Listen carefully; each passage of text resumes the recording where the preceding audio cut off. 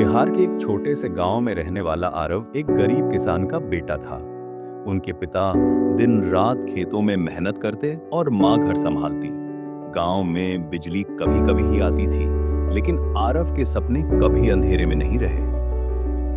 आरव को बचपन से ही तारों और आकाश में उड़ते रॉकेट्स को देखने का जुनून था। जब दूसरे बच्चे टीवी पर कार्टून्स देखते, वो पुराने मोबाइल में इसरो भारतीय अंतरिक्ष अनुसंधान संगठन के वीडियो ढूंढकर देखता। वो अक्सर अपनी माँ से कहता, माँ, एक दिन मैं रॉकेट बनाऊंगा और उसमें भारत का झंडा सबसे ऊपर लहराऊंगा। एक दिन गांव के स्कूल में शहर से एक वैज्ञानिक आए। उन्होंने बच्चों को बताया कि अगर वे मेहनत करें तो इसरो में काम करना कोई सपना नहीं है। उसी दिन आरव ने ठान लिया, मैं इसरो में वैज्ञानिक बनूंगा। लेकिन मुश्किलें आसान कहाँ होती हैं। जब आरव ने अपने पिता को बताया कि वो इंजीनियरिंग करना चाहता है, तो पिता चुप हो गए। बेटा, हमारे पास 2 वक्त की रोटी के लिए भी संघर्ष है। तुम्हारी पढ़ाई का खर्च कैसे उठाऊंगा? गांव वालों ने भी कहा, खेती करो बेटा, किसान का बेटा वैज्ञानिक नहीं बनता। लेकिन आरव ने हार नहीं मानी। उसने कह दिया, अगर भगवान ने सपने देखने की ताकत दी है, तो उन्हें पूरा करने की हिम्मत भी दी होगी। गांव के सरकारी स्कूल में पढ़ाने वाले श्री शुक्ला सर ने आरव की प्रतिभा पहचान ली। उन्होंने कहा, तू बस मेहनत कर बेटा, बाकी मैं देख लूंगा। शुक्ला सर ने आरव को पुराने नोट्स, किताबें और ऑनलाइन सामग्री जुटाकर दी।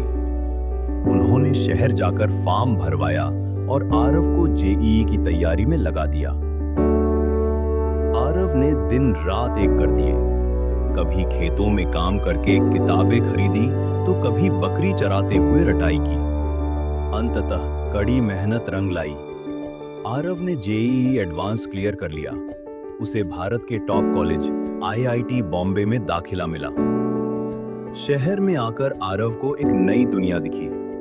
अंग्रेजी में बोलते छात्र, लैपटॉप से पढ़ाई, हाईटेक लैब्स।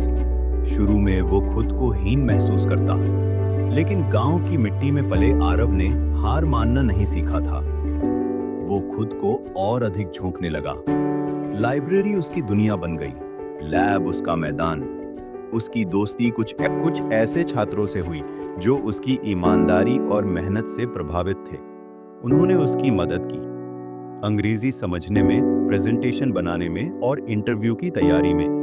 कॉलेज के आखिरी साल में इसरो भारतीय अंतरिक्ष अनुसंधान संगठन की नौकरी की वैकेंसी आई। देश भर से हजारों छात्रों ने आवेदन किया। आरव का चयन लिखित परीक्षा के लिए हुआ, फिर इंटरव्यू के लिए। लेकिन इंटरव्यू में सवाल था, आप एक किसान के बेटे हैं, आपके पास संसाधन नहीं थे, फिर क्यों आपको इसरो में लिया जाए? आरव ने शांत स्वर में कहा, मेरे पास साधन नहीं थे, लेकिन सपने थे। और उस सपने को पूरा करने की जिद जिसने मुझे यहाँ तक पहुँचाया है। मैं किसी से बेहतर नहीं, पर मैं कभी हार नहीं मानता। कुछ हफ्तों बाद इसरो का परिणाम आया। आरव का नाम चयनित उम्मीदवारों में था। एक किसान का बेटा अब भारत की सबसे बड़ी अंतरिक्ष संस्था का वैज्ञानिक बन चुका था। जब गांव में यह खबर पहुंची, लोग हैरान रह गए।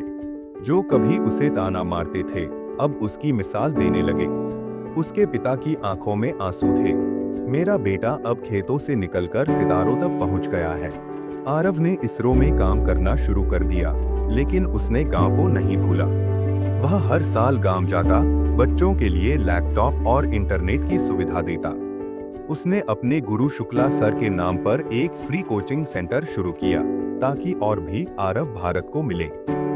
अगर आपके सपनों में जान है और इरादों में आग, तो कोई भी बाधा आपको रोक नहीं सकती। किसान का बेटा वैज्ञानिक बना सिर्फ इसलिए नहीं कि वह होशियार था, बल्कि इसलिए कि उसने कभी हार मानना नहीं सीखा।